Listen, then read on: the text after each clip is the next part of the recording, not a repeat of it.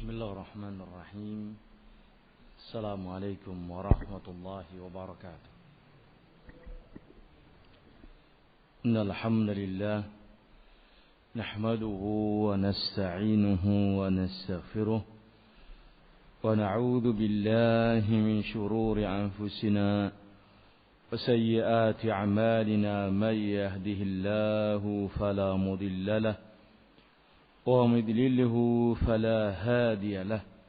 أشهد أن لا إله إلا الله وحده لا شريك له وأشهد أن محمدا عبده ورسوله. أما بعد فإن أصدق الحديث كتاب الله وخير الهدي هدي محمد صلى الله عليه وسلم وشر الأمور محدثاتها فإن كل محدثة بدعة وكل بدعة ضلالة وكل ضلالة في النار. أما بعد. Hadirin kaum muslimin rahimani wa rahimakumullahu jami'an. Alhamdulillah, kita bersyukur kepada Allah Subhanahu wa ta'ala yang memudahkan kita untuk bisa berkumpul kembali dalam rangka untuk talabul ilmi dengan pembahasan yang melanjutkan kitab Syarhus Sunnah dengan keterangan dari Syekh Shalal Fauzan yang kita ambil dari kitab beliau Idhaful Qari Ta'liq ala Syarhis Sunnah Al-Barbahari. Yang terakhir kita telah masuk pada ucapan beliau wal asasul ladzi tubna alaihil jama'atu hum ashabu Muhammadin sallallahu alaihi wasallam wa rahimahumullahu ajma'in wa hum ahlus sunnati wal jama'ati faman lam ya'khudh anhum faqad dhalla wabtada'a wa kullu bid'atin dhalalatun wad-dhalalatu wa ahluha finnar. Berkata Al-Imam Al-Barbahari, wal asasu, dan dasar-dasar yang dibangun di atasnya al-jamaah, mereka adalah sahabat-sahabat Nabi Muhammad sallallahu alaihi wasallam. Wa rahimahumullahu ajma'in, dan semoga Allah merahmati mereka semuanya. Wa hum ahlus sunnati wal jama'ati, merekalah ahlus sunnati wal jama'ah. Faman lam yaghud anhum, barang siapa yang tidak mengambil agamanya dari mereka, faqad dhalla, maka sungguh dia telah sesat. Wabtada'a, dan dia telah mengada-adakan sebuah bid'ah. Dia telah sesat dan dia telah jatuh pada bid'ah. Wa kullu bid'atin dhalalatun, dan semua yang bid'ah itu pasti sesat. Wad-dhalalatu wa ahluha finnar, kesesatan dan para pelakunya mereka di dalam neraka. Ucapan ini kaum muslimin telah kita bacakan beberapa keterangan dari Syekh Shalal Fauzan. Di antaranya kita ulas kembali sedikit. Dalam ucapan ini diterangkan tentang apa makna al-jamaah. Apakah al-jamaah itu? Al-jamaah yang dimaukan dalam syariat kita adalah mereka, Rasul dan para sahabatnya, sebagai jamaah yang pertama dalam Islam. Dan mereka lah pondasi dasar al-jamaah. Mereka orang-orang yang pertama-tama yang dibangun di atasnya sebuah jamaah kaum muslimin. Mereka lah al-jamaah. bukan hanya semata berkumpulnya manusia dalam banyak jumlah, kemudian mereka dikatakan al-jamaah, tidak. Walaupun secara bahasa mungkin masuk, karena jamaah itu adalah sekelompok atau sekumpulan manusia dalam jumlah yang banyak. Tetapi kalau al-jamaah secara syar'i, maka yang dimaukan dengannya adalah Nabi bersama dengan para sahabatnya. Sehingga Ibnu Mas'ud menafsirkan al-jamaah itu, mengatakan al-jama'atu ma wafaqal haq wa in kunta wahdak. Jamaah itu adalah selama seorang itu cocok dengan al-haq yang dibawa oleh Nabi dan para sahabatnya, maka itulah jamaah walaupun kamu seorang diri. Dari jumlah kamu sedikit.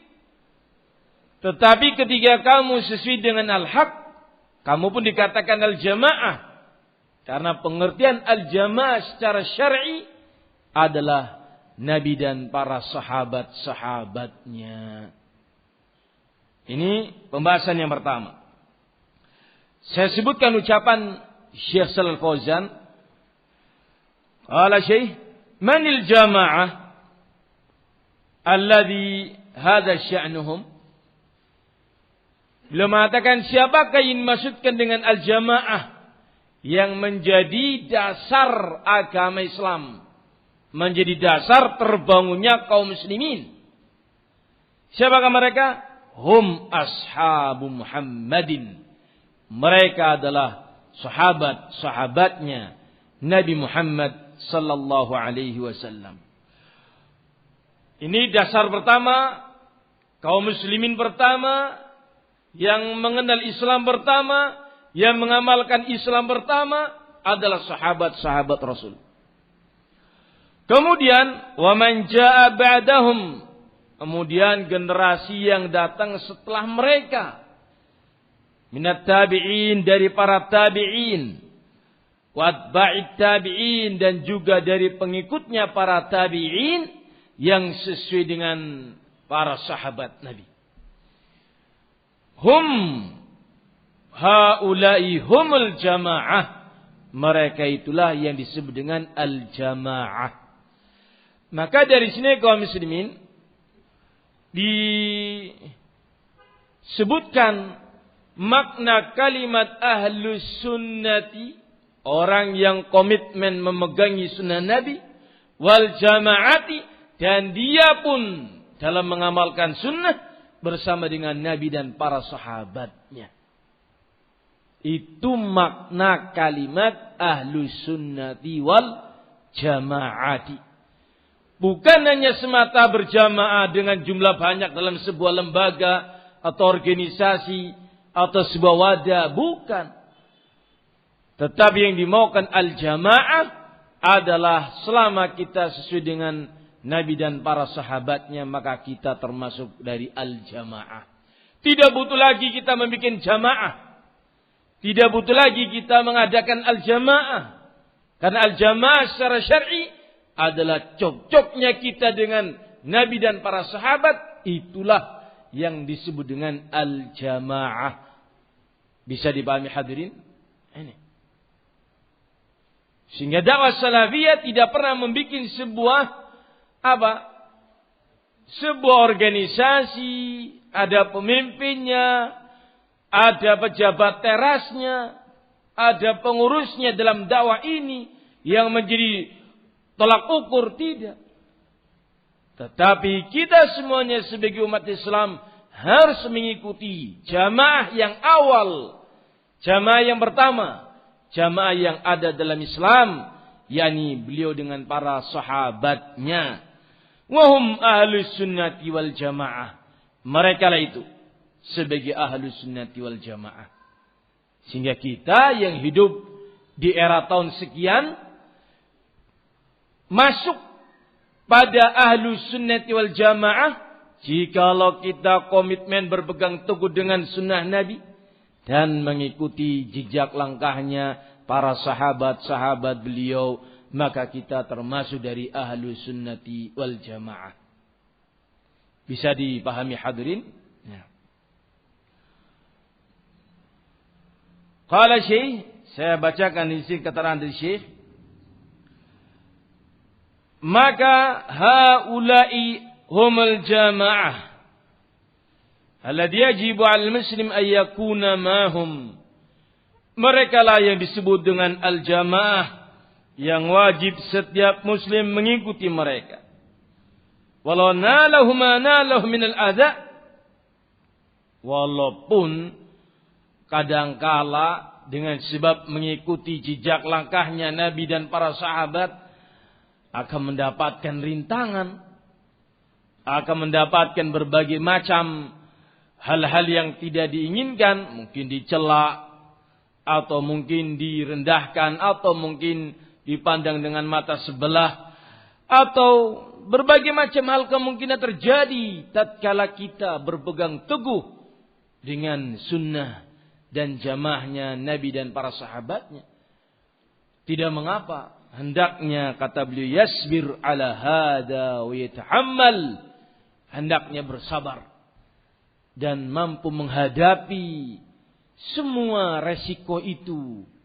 Selama kita berada di atas al-haq, kita hadapi resiko tersebut dengan penuh dengan apa? Kesabaran.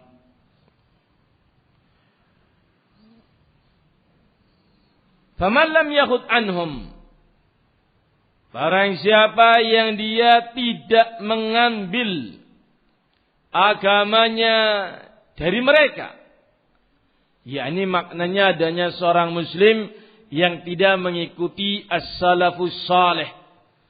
Dia muslim tapi tidak mau mengikuti jalannya Nabi dan para sahabatnya.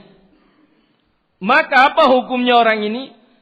Faqad dhalla, maka sungguh dipastikan dia telah sesat. Kenapa? Karena al-haq itu hanya satu. Al-haq itu hanya satu, dan yang lainnya adalah batil. Disebutkan oleh Syekh Rabi bin Hadi al-Madkhali dalam syarah beliau terhadap kitab Usul Sunnah karya Imam Ahmad ibn Hanbal rahimahullahu ta'ala, bahwa jalan-jalan selain jalannya Nabi dan para sahabat adalah jalan syaitan, subulus syaitan. Dan itu hal yang pasti. Sehingga tidak ada kebenaran selain yang diajarkan oleh Nabi dan para sahabatnya. Ada kebenaran yang lain, itu tidak ada. Dari mana Syekh Rabi ibn Hadi al-Madkhali mengambil kesimpulan itu? Bahwa jalan pemahaman atau aliran atau akidah atau ibadah yang tidak sesuai dengan Nabi dan para sahabat itu berarti jalannya syaitan. Dari mana? Tentunya beliau tidak sembarangan berbicara.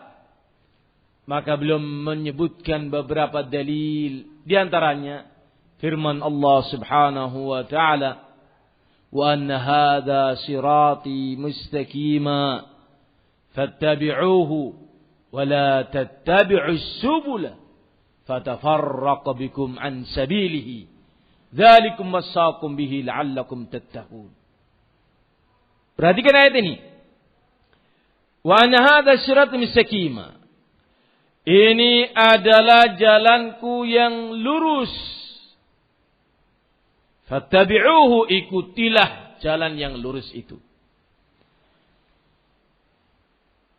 Kemudian Allah memberitahukan jalan selain yang ini apa? Wala tattabi'us subula, dan jangan kalian mengikuti jalan-jalan yang lain. Dilarangnya kita mengikuti jalan-jalan selain jalannya Rasul, dikarenakan itu kesesatan.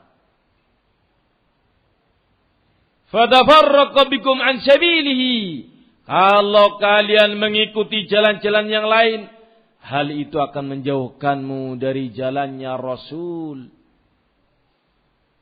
Karena itu adalah kesesatan. mana lafaz yang menunjukkan jalan selain jalannya Rasul adalah jalannya syaitan? Rasul yang memberitahukan dalam hadis Abdullah ibn Mas'ud radhiyallahu an, qala khattarna Rasulullah sallallahu alaihi wasallam khattan.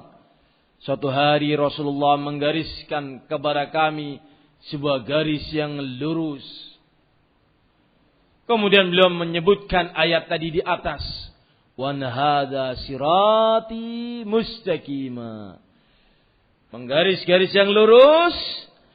Kemudian beliau menyebutkan ayat tadi di atas, ini adalah jalanku yang lurus. Fattabi'uhu, ikutilah jalan yang lurus ini. Tsumma khatta an yaminihi khututan. Kemudian beliau menggaris garis yang banyak di sebelah kanannya dan juga garis yang banyak di sebelah kirinya. Kemudian beliau mengatakan, ma min sabilin illa wa fihi syaitan yad'u ilaih.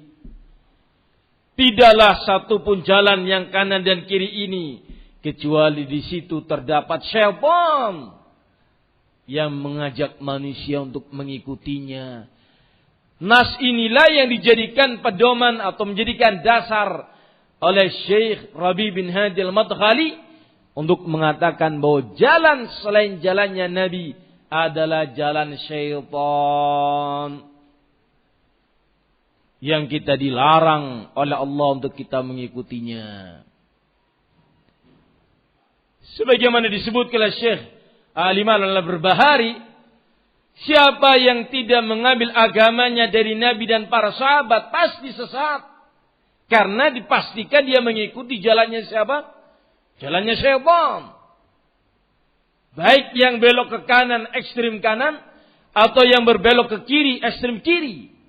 Atau bahasa Arabnya al-ghulu wal jafa, atau ifratun wa tafriq. Dua-duanya sesat. Dua-duanya adalah jalannya syaitan. Ma min sabilin illa syaitan yadu ilai. Tidak satu pun jalan-jalan itu kecuali disitulah syaitan berada mengajak manusia untuk mengikutinya. Sehingga harus kita yakini sebagai seorang muslim bahwa kebenaran itu cuma satu. Yaitu ajaran yang diajarkan oleh Nabi kepada para sahabatnya dan diamalkan di waktu itu. Dan itulah al-haq, itulah al-Islam, itulah al-jamaah, itulah ahlu sunnati wal jamaah. Siapa yang tidak mengambil dari mereka, maka dipastikan dia sesat dan pasti membuat bid'ah. Ibtada'a, pasti membuat bid'ah. Karena apa?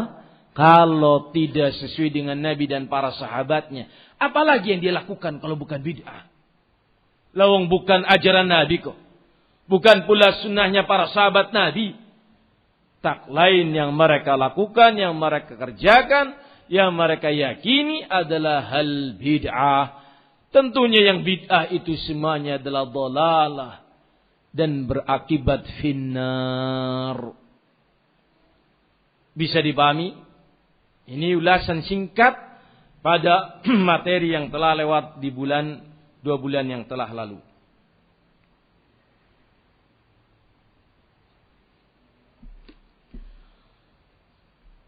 Disebutkan dalam kitab Al-Ithaful Qari, syarah terakhir dalam kalimat beliau tentang pembahasan bid'ah. Apa itu bid'ah? Dan seberapa bahayakah bid'ah itu? Qala Syekh, al-bid'atu (2). Sampai situ bisa didapati bukunya bagi yang memegang kitab.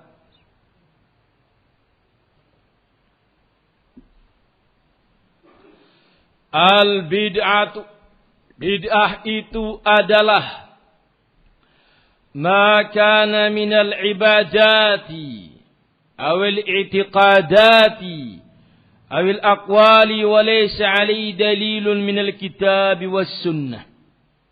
Bid'ah itu adalah sebuah ibadah atau i'tiqad ataupun ucapan-ucapan yang tidak ada dalilnya dari Alkitab was sunnah, dari Al-Quran dan As-Sunnah. Nabi kita menyebutkan man amila amalan laisa alaihi amruna fahuwa raddun.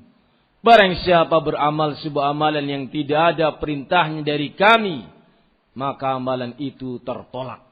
Berarti bid'ah itu adalah sebuah amalan yang tidak ada ajarannya dari kami.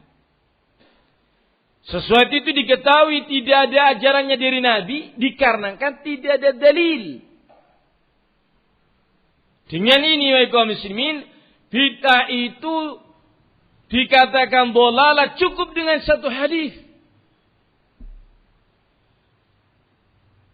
Tidaklah diharuskan untuk mengetahui atau mendatangkan dalil. Mana bid'ah ini dhaif atau bid'ah ini sesat? Mana dalilnya?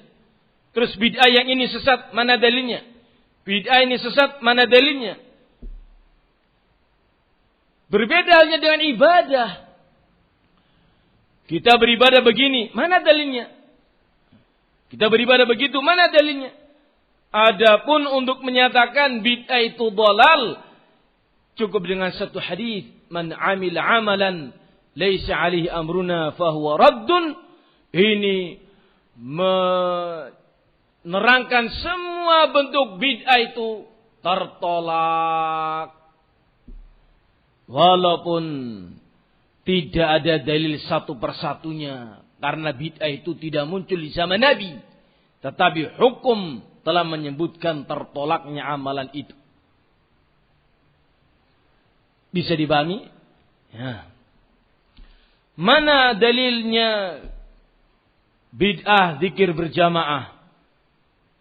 Mana dalilnya? Apa Rasulullah melarangnya? Tidak perlu untuk kita mengetahuinya. Yang dituntut adalah yang melakukan. Mana dalilnya engkau melakukan zikir dengan berjamaah? Apakah ada contohnya dari Nabi? Yang dituntut mendatangkan dalil dia karena dia mengamalkan. Ketika dia tidak mampu mendatangkan dalil bahwa Nabi pernah melakukan zikir dengan berjamaah dengan suara yang keras, maka diketahui amalanmu itu berarti hal yang tidak ada contohnya, tidak ada dalilnya. Maka dengan dalil man amila amalan laisa alaihi amruna fahuwa raddun, disematkan pada perbuatan zikir dengan berjamaah. Wah, kata kaum muslimin, bid'ahnya membaca Al-Quran di kuburan. Yang dituntut mendatangkan dalil adalah kalian yang melakukannya, kalian yang mengamalkannya.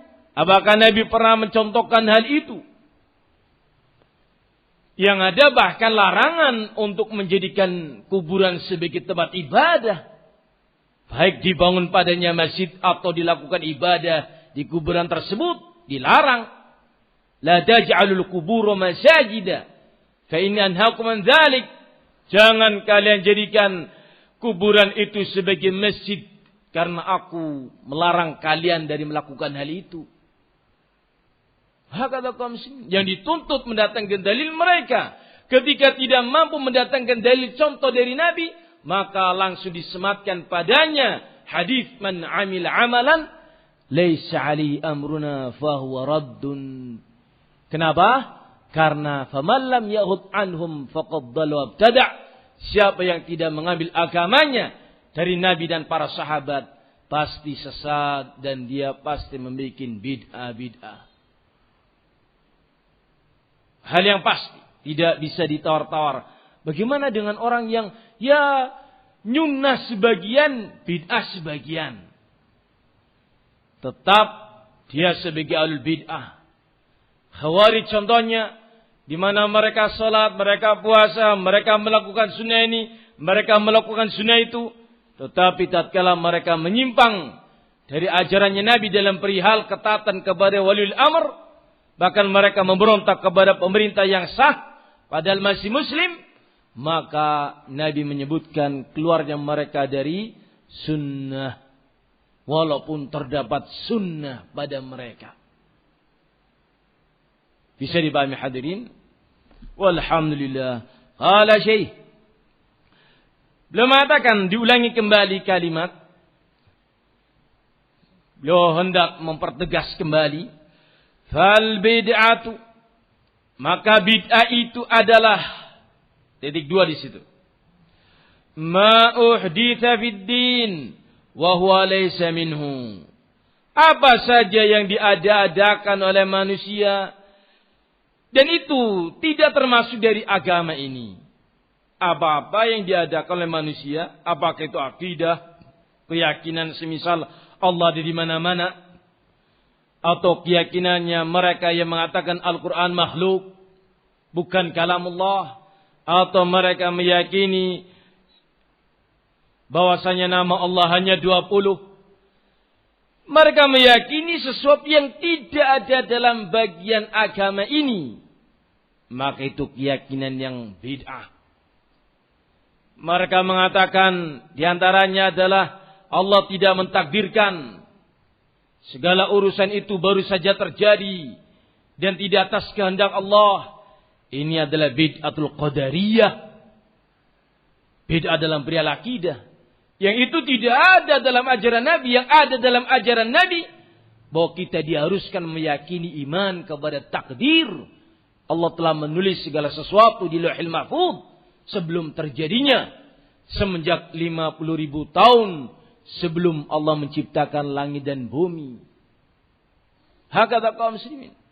Sehingga apapun yang tidak ada dalam ajaran Islam dalilnya, contohnya, maka itu bukan termasuk dari Islam. Dengan kalimat lain, itulah yang namanya al-bid'ah.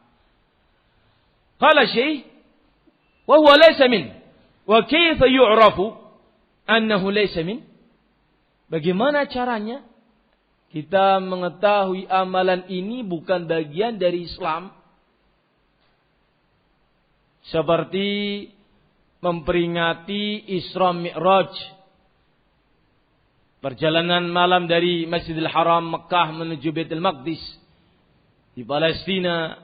Mi'raj, naiknya beliau ke Sidratul Muntaha, tembus langit pertama, 2, 3, 4 sampai 7, dan beliau sampai tinggi yang sangat tinggi sekali, yang hanya beliau sampai ke ketinggian seperti itu. Diperingati. Apakah itu ada dalam Islam peringatan itu? Ada. Ini kan kejadian yang besar, sehingga kita memperingatinya. Argumentasi mereka seperti itu. Syekh hendak mengajak kita untuk memahami agama ini. Coba lihat, apakah acara itu termasuk bagian dalam Islam? Bagaimana kita tahu bahwa itu bagian dari Islam atau bukan bagian dari Islam? Bagaimana caranya kita tahu? Qala Syekh, beliau mengatakan, idza lam yakun alaihi dalilun fahuwa laysa minad din. Kalau sebuah amalan itu tidak ada dalilnya, maka berarti amalan itu tidak termasuk dari bagian agama. Cukup mudah sekali. Sekarang memperingati Isra wal Mi'raj, perjalanan malam beliau dan naiknya beliau ke Sidratul Muntaha. Apa ada dalilnya untuk kita memperingatinya? Dalil itu dari Al-Quran, dalil itu dari As-Sunnah yang memerintahkan kita untuk memperingati dengan model-model seperti itu, menjadikannya sebagai hari raya. Loh, apa itu hari raya? Sesuatu yang berulang per tahun, itu namanya Id. Idul Fitri itu dikatakan Id karena sesuatu itu terulang-ulang dalam satu tahun. Idul Fitri dan Idul Adha diterjemahkan dengan hari raya Dikarenakan kita meramaikannya, itu bahasa kita hari raya, hari yang gegap gempita. Tetapi secara bahasa Arabnya Id, dari kalimat ada ya'idu idan, sesuatu yang terulang kembali pada setiap tahunnya, pada setiap tanggal 1 Syawal dan 10 Dzulhijjah, Idul Adha. Ditandai dengan selesainya puasa. Dibolehkan kembali kita makan dan minum. Itu Idul Fitri. Adapun Idul Adha ditandai dengan penyembelihan kurban pada tanggal 10 Dzulhijjah setelah kita salat Idul Adha. Perayaan-perayaan itu dilakukan oleh mereka yang melakukannya pada setiap setahun sekali. Pada bulan-bulan tertentu yang mereka yakini kejadiannya Isra Mi'raj di bulan itu. Padahal khilaf. Kapan terjadinya Isra wal Mi'raj? Berapa kali terjadinya? Di bulan apa? Ada khilaf. Yang jelas tidak pernah satupun dalil Nabi memerintahkan para sahabatnya untuk mengenang perjalanan beliau itu. Atau Nabi sendiri yang mengamalkannya. Mengundang para sahabatnya makan-makan, reuni. Mengenang perjalanan beliau situ ke Sidratul Muntaha. Tidak pernah. Maka dengan demikian, itu bukan bagian dari agama. Kalau itu bukan bagian dari agama dikarenakan tidak ada dalilnya, maka dia terkena hukum man amila amalan laisa alaihi amruna fahuwa raddun. Barang siapa yang beramal sebuah amalan yang tidak ada perintahnya dari kami, maka amalan tersebut tertolak. Bisa dipahami hadirin? Masya Allah. Kemudian beliau sebutkan di sini kalimat yang panjang. Sudah maghrib? Belum ya? Fad-dinu kamil. Kenapa beliau mengatakan segala sesuatu yang tidak ada dalilnya, tidak ada contohnya itu adalah sesuatu yang bid'ah? Dikarenakan agama ini sudah sempurna. Kemudian beliau sebutkan ayatnya, Al-yawma akmaltu lakum dinakum. Hari ini aku telah sempurnakan bagi kalian agama kalian. Fad-dinu kamilun walillahil hamd. La yaqbalu ziyadat. فما علينا إلا أن نعرف الدين الذي أكمله الله فتمسك به. Agama ini telah sempurna walhamdulillah. Tidak menerima tambahan-tambahan lagi. Maka tidak ada kewajiban bagi kita kecuali mengenali agama ini saja. Mengilmuinya saja. Mengetahuinya saja. Yang Allah telah sempurnakan agama ini untuk kita berpegang teguh dengannya. Tidak perlu ada tambahan lagi, perubahan lagi, modifikasi. Tidak perlu adanya pengurangan. Tidak membutuhkan itu semuanya. Tidak ada andil bagi manusia dalam urusan keagamaan ini. Karena agama ini dari Allah. Agama ini bukan dari manusia. Itu diterangkan oleh beliau dalam matan yang berikutnya. Qala Syekh, wa natruku ma'adahu min az-ziyadat. Kita tinggalkan segala tambahan-tambahan yang tidak ada dalam Islam. Wal istihsanat. Kita tinggalkan segala anggapan-anggapan. Anggapan-anggapan baik. Agama ini tidaklah lahir muncul dari anggapan-anggapan. Sangkaan-sangkaan. Ini kayaknya baik loh. Agama kok pakai kayaknya. Ya, begini aja lah. Kenapa sih? Ketone main loh. Waduh ketone. Agama tidak membutuhkan itu semuanya. Tidak ada pintu bagi manusia untuk menganggap dengan perasaan, dengan sangkaan, dengan dugaan. Yang disebut dengan bahasa Arab istihsanat wal idhafat. Agama tidak membutuhkan dengan adanya penambahan-penambahan, adanya idhafat, sesuatu digabung-gabungkan dengan Islam. ini gabungkan, ini gabungkan, enggak perlu. Lianha tub'idu 'anillahi jalla wa 'ala. Dikarenakan tambahan-tambahan itu dan anggapan-anggapan baik itu yang tidak ada dalilnya itu tadi menjauhkan kamu dari Allah.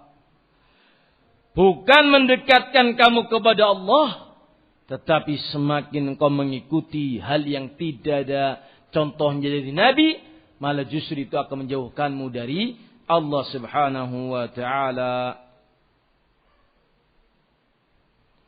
Wa sayati tawdihu, akan datang penjelasan yang lebih lanjut tentang perkara ini dalam halaman-halaman berikutnya. Wa kullu bid'atin dhalalatun, semua yang bid'ah itu sesat. Qala Syekh Shalih Fauzan pada ucapan beliau, wa kullu bid'atin dhalalatun, semua yang bid'ah itu sesat. Falaysa hunaka bid'atun hasanatun, tidak ada di sana bid'ah yang hasanah, kama yaquluhu ba'duhum, sebagaimana diucapkan oleh sebagian dari kaum muslimin yang mengatakan adanya bid'ah hasanah. Balil bid'ah kullu dhalalatin bin nas haditsir rasul. Bahkan semua yang bid'ah itu adalah sesat. Ini bukan hanya dipahami dari sebuah hadis atau diambil sebuah hukum dari sebuah kata-kata, bukan.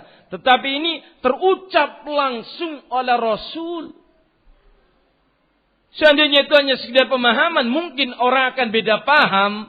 Itu kan pahammu, paham kami enggak kayak gitu. Ini bukan pahamku, pahammu, paham mereka. Ini ucapan Nabi secara nas. Terlontar kalimat langsung dari lisan Nabi yang menyebutkan fa inna kulla muhdatsatin bid'atun wa kulla bid'atin dhalalatun. Semua hal baru dalam urusan agama itu adalah bid'ah, dan semua yang bid'ah adalah sesat. Fal bid'u fid din laysa laha syai'un hasanun abadan. Maka bid'ah dalam urusan agama tidak ada baiknya sama sekali untuk selamanya. Tidak ada baiknya.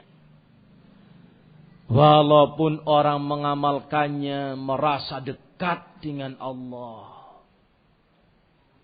Coba lihat mereka-mereka yang melakukan bid'ah-bid'ah, perasaan mereka semakin apa? Dekat dengan Allah Subhanahu wa ta'ala. Masuk ruangan yang sepi, matikan lampu, zikir dengan gelap-gelap, membaca tasbih, takbir, tahmid dengan hitungan sekian ratus kali, ya, dengan menghitung menggunakan alat hitung, bersendirian melakukan itu terus menerus. Disangka Nabi melakukan hal yang seperti dia lakukan. Disangka itu mendekatkannya kepada Allah Azza wa Jalla. Disangka dia melakukan kebaikan. Padahal itu bukan kebaikan, dikarenakan Nabi tidak pernah mengajarkan hal yang seperti itu. Kenapa? Sesuatu amalan tanpa dalil akan berkembang sesuai dengan perasaan. Kemarin begitu. Ketika sudah terbiasa dan bosan, akan dibikin modifikasi lain oleh dia. Akan dibikin tata cara lain oleh dia. Karena dia dalam beragama tanpa ilmu. Dan itu adalah jebakan syaitan dalam menyesatkan manusia. Bal kulluha dhalalatun wa hadha kalamur rasul alladzi la yantiqu 'anil hawa. Semua bid'ah adalah sesat, dan ini adalah ucapan Rasul yang Rasul tidak pernah berbicara dari hawa nafsu, tetapi itu dari wahyu yang Allah wahyukan kepada beliau. Hal ini menunjukkan oleh kaum muslimin bahwa agama Islam bikinan Allah Azza wa Jalla, Allah tidak ridha bagi siapa manusia, siapapun dia, untuk campur tangan dalam membikin syariat dalam Islam. Allah tidak ridha. Karena itu semua campur tangan penambahan manusia dalam hal agama Islam ini, apakah itu yang berbentuk akidah atau yang berbentuk ibadah, semuanya ditolak. Tidak ada satupun yang diterima. Allah murka kepada pelakunya. Jan maghrib, azan. Ya, azan, kita salat maghrib, insyaallah kita lanjutkan dengan matan yang berikutnya insyaallah. Wallahu a'lam bishawab. Subhanakallahumma bihamdika asyhadu an la ilaha illa anta astaghfiruka wa atubu ilaik. Assalamualaikum warahmatullahi wabarakatuh.